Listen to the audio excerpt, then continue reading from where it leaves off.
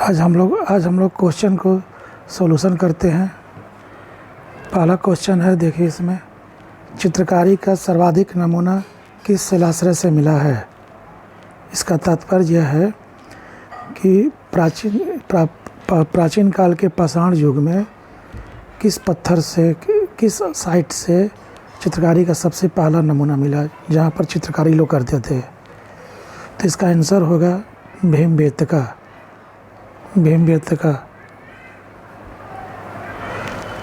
इसलिए होगा यह साइट मध्य प्रदेश के एक छोटे से स्थल से मिला है जो भोपाल के समीप है। यह साइट पाषाण युग से संबंधित है जो लगभग 10 लाख वर्ष पुराना है। पहला का आंसर भीमबेटका हुआ। दूसरा, इंदिरा गांधी राष्ट्रीय मानव संग्रहालय कहाँ पर है। इसका सीधे से आंसर भोपाल है। बुर्जहोम स्थल के संदर्भ में कौन सा कथन गलत है, यानी इस चार में से एक क्वेश्चन गलत है, उसको चुनना है। पहला, यह साइट जम्मू कश्मीर के श्रीनगर में स्थित है। सही है, क्योंकि ये बुर्जहोम जो स्थल है यह नवपाषाणिक स्थल है जो जम्मू कश्मीर के श्रीनगर के उत्तर पश्चिम में स्थित था, इसलिए पहला आंसर सही है। दूसरा, 1935 में टेरा पीटरसन ने इसे खोजा। ये भी सही है, क्योंकि उस समय पुरातत्ववेत्ता थे जिन्होंने इसको खोजा था। यहाँ से गर्त आवास, यानी जो प्राचीन काल में जो आदि मानव रहता था वो गड्ढे बना कर रहता था, क्योंकि उस समय बर्फ़ पड़ता था। बर्फ़ से बचने के लोग गड्ढे आवास में रहते थे लोग। मानव कंकाल के साथ कुत्ता दफन है। यह पता चलता है कि उनका जो संस्कृति था वो कुत्ते से लगाव था उनका। ये भी सही है। डी, यह ताम्रपाषाणिक स्थल है। यह ताम्रपाषाणिक न होकर के यह आंसर इसलिए गलत है क्योंकि यह नवपाषाणिक स्थल था जो ताम्रपाषाण के पहले का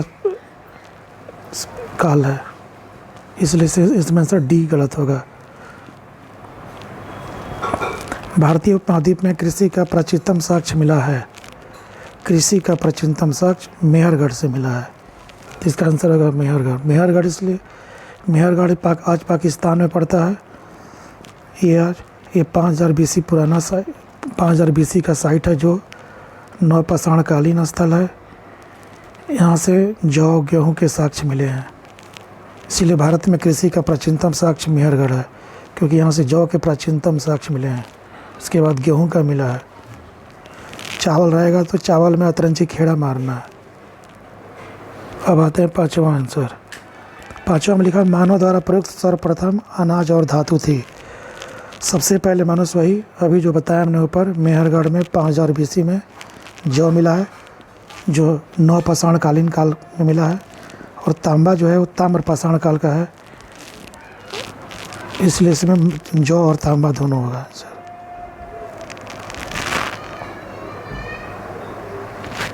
अब आते हैं हम लोग चौथा क्वेश्चन। भारतीय उपमहाद्वीप में कृषि का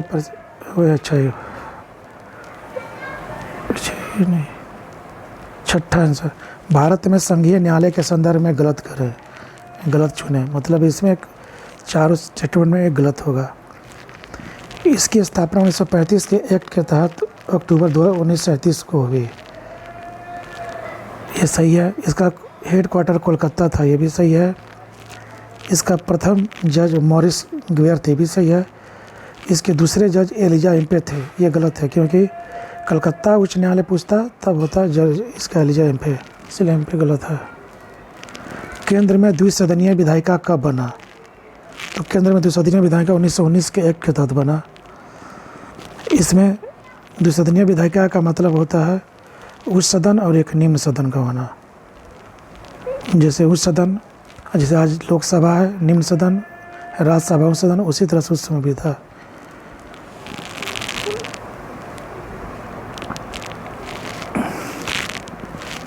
नेक्स्ट क्वेश्चन है, भारत का वर्तमान संवैधानिक ढांचा किस पर आधारित है। इस 1935 का एक्ट पर। इसलिए है कि सब भारत का जो वर्तमान संविधान है, माना कि उसमें 100% जो भी बातें उत्कीर्ण है वो सारी बातें में से 75% बातें 1935 के एक्ट से ली गई थी। इसीलिए इसको संवैधानिक ढांचा का बेस 1935 का अधिनियम बनाता है। 9वां, भारत के संविधान के लिए संविधान सभा का विचार सर्वप्रथम किसने दिया? तो स्वराज पार्टी, जिसका गठन 1923 में हुआ था, जो कांग्रेस से 22 में अलग हो गई थी 22 के विभाजन के बाद, गया अधिवेशन के बाद, उसी पार्टी ने सबसे पहले अब कहा था कि भारतीय के लिए अपना एक संविधान सभा होना चाहिए, जो अपना संविधान सभा की रूपरेखा तैयार करेंगे। इसलिए इसका आंसर हो गया 1934 में हुआ था स्वराज पार्टी। संविधान सभा में सदस्यों का चुनाव कैसे हुआ था?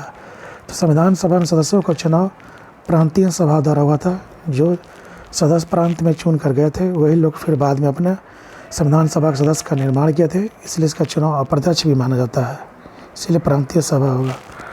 भारतीय संविधान सभा की पहली बैठक कब हुई थी? भारतीय संविधान सभा की पहली बैठक 9 दिसंबर 1946 को हुई थी। इस बैठक का मूल उद्देश्य था कि भारतीय अपना संविधान खुद अपने अनुसार बनाएंगे, जिससे आगे की परिकल्पना लिखी जाएगी, जिस पर भविष्य का हमारा संविधान निर्धारित होगा।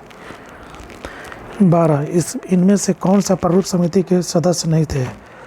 तो मोहम्मद अम्बेडकर साहब इसमें अध्यक्ष थे और 6 अन्य सदस्य थे।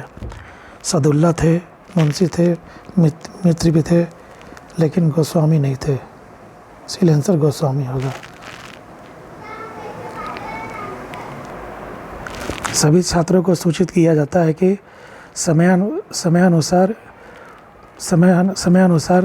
सारे पे विषय का क्वेश्चन के अनुसार या फिर किताब क्लास के मुतालिक सारे इन्फॉर्मेशन दिए जाएंगे, बताए जाएंगे। इसीलिए हमारे इस चैनल को आप सब्सक्राइब करें और भी समय के अनुसार इसमें वीडियो आते रहेंगे। Thank you.